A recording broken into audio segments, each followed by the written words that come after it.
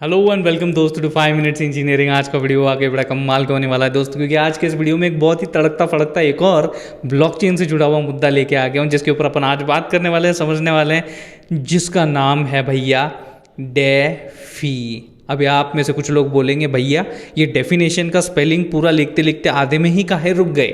नहीं भाई साहब, मैं रुका नहीं हूँ, एक्चुअल में टॉपिक का नाम डेफी ही है। अब बेसिकली ये एक शॉर्ट फॉर्म है किसका, जो मैं अभी आपको बताने वाला हूं, जो कि आज के इस वीडियो का मुद्दा है, डिसेंट्रलाइज्ड फाइनेंस। अब देखो यार, डिसेंट्रलाइज्ड फाइनेंस ये दो टर्म्स है, इनको पहले अपन तोड़ते हैं, मतलब समझते हैं और फिर जोड़ते हैं, ठीक है। अब डिसेंट्रलाइज्ड का मतलब तो यार अभी तक अपने को समझ में आ चुका है, अपन ब्लॉकचेन देख चुके हैं, समझ चुके हैं।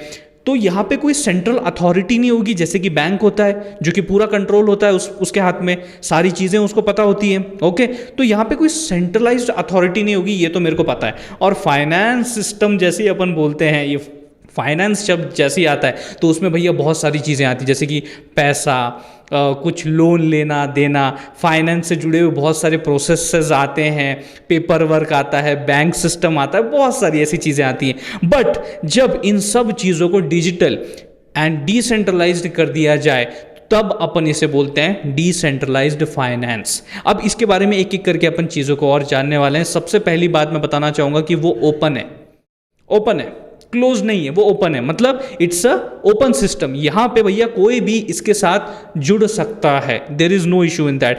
उसके लिए आपको भैया बहुत लंबा चौड़ा पेपर वर्क करने की जरूरत नहीं, कहीं कोई अप्लाई करने की जरूरत नहीं, एप्लीकेशन फॉर्म भरने की जरूरत नहीं। इवन अगर आपके पास बैंक अकाउंट नहीं है तो भी कोई दिक्कत नहीं, आपको ज़्यादा कुछ अपनी personal information, phone number, mail ID, नाम वगैरह भी देने की ज़्यादा कोई ज़रूरत नहीं है। आपको सिर्फ यहाँ पे अगर जुड़ना है, मान लीजिए डेफी के साथ, इस नेटवर्क के साथ अगर आपको जुड़ना है तो भैया कुछ आपके सॉफ्टवेयर ऐप्स होते हैं, एप्लीकेशंस होते हैं, जिनको अपन क्या बोलते हैं, डी ऐप्स, मतलब डिसेंट्रलाइज्ड ऐप्स, जो कि इसी पर्पस के लिए यहाँ पे बने होते हैं कि आप जुड़ सकें with this respective decentralised finance. और वहाँ पे भैया बहुत सारी चीज़ें आप कर सकते हैं, जैसे कि अपन बैंक में कर सकते हैं, बैंक जिन जिन चीज़ों को सपोर्ट करता है वैसे ही उन्हीं चीज़ों को सपोर्ट आपको यहाँ पे डेफी में मिल सकता है। जैसे कि यार मान लीजिए आपको अपने पैसे यार अपने पास ही पड़े हुए हैं, उन पर आपको इंटरेस्ट कमाना है तो ये कर सकते हो, लेंड करना, बोरो करना, ये सारी चीज़ें, लोन लेना, बराबर है, ट्रेड एसेट्स, ये सारी जो चीज़ें हैं भाई साहब, ये आपके इस डेफी में की जा सकती हैं। एक और बड़ा इंपॉर्टेंट पॉइंट दोस्तों जो यहाँ पे मैं शेयर करना चाहूँगा वो है इट्स वेरी फ्लेक्सिबल। कहने का मेरा मतलब ये है कि यार देखो, आपके जो भी एसेट्स हैं वो आप कभी भी किसी भी वक्त as per your wish move कर सकते हो। उसके लिए आपको भैया किसी के लिए भी रुकने की ज़रूरत नहीं है, परमिशन लेने की ज़्यादा ज़रूरत नहीं है, क्योंकि यहाँ पे कोई सेंट्रल अथॉरिटी ही नहीं है, ओके। तो यहाँ पे वो बड़ा फ्लेक्सिबल नेचर आपको यहाँ पे एक तरीके से प्रोवाइड करता है। एक और चीज़ अगर मैं आपके साथ शेयर करूँ तो वो आता है ट्रांसपेरेंट। Yes, very important.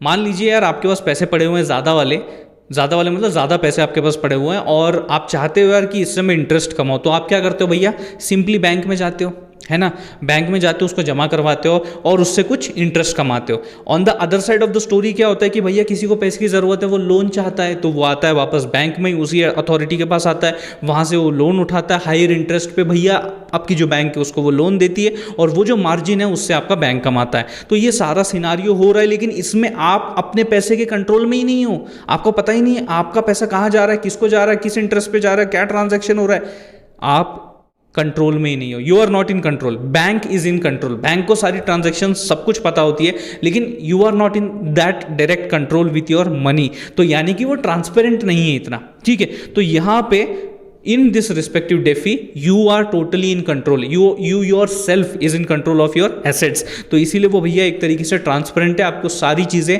पता होती हैं बिकॉज वो आपके कंट्रोल में होती हैं। अब दोस्तों इसी के साथ फिर यार एक जैसा ये फ़ायदा है, obviously as everything is in your control, उसका एक नुकसान भी है।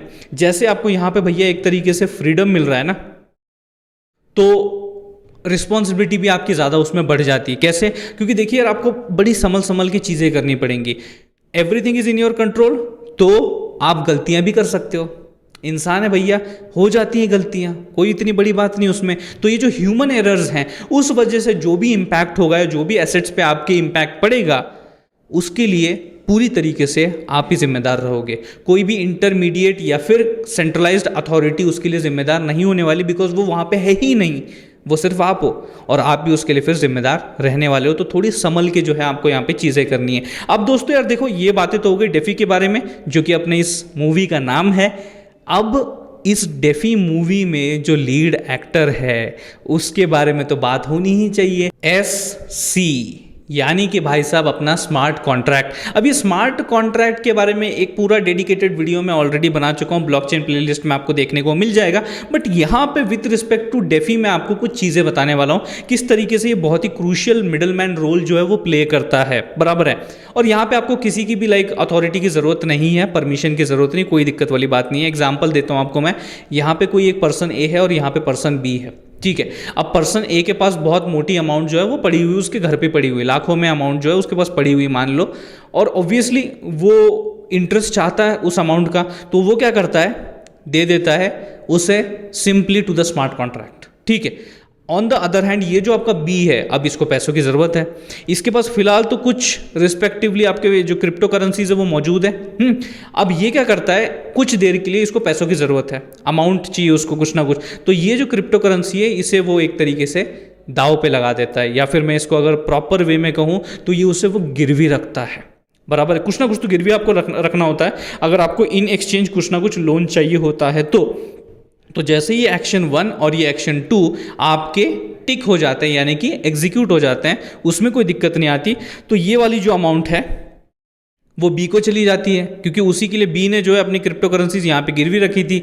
और फिर ये जो आपका A है उसको भैया उसका इंटरेस्ट जो है वो आना शुरू हो जाता है।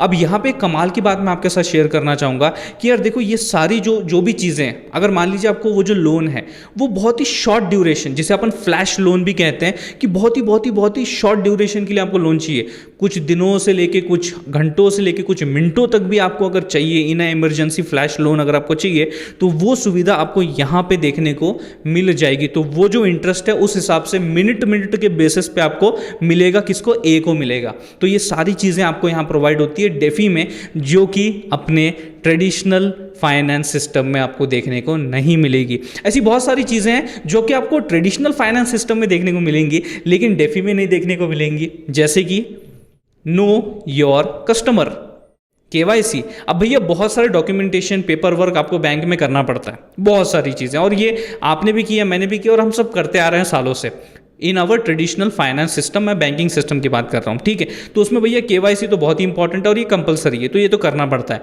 लेकिन डेफी में इसकी ज़रूरत ही नहीं है, देयर इज़ नो नीड, वो ऑलरेडी बहुत ही ज़्यादा सिक्योर है, आपको कोई भी ज़्यादा अपनी पर्सनल इन्फॉर्मेशन शेयर करने की ज़रूरत नहीं है। तो यहाँ पे KYC की भी आपको यहाँ पे इतनी ज़रूरत नहीं है। तो दोस्तों, इस वीडियो के ज़रिए जितनी जानकारी मैं आपको डेफी के बारे में देना चाहता था वो मैंने दे दी है।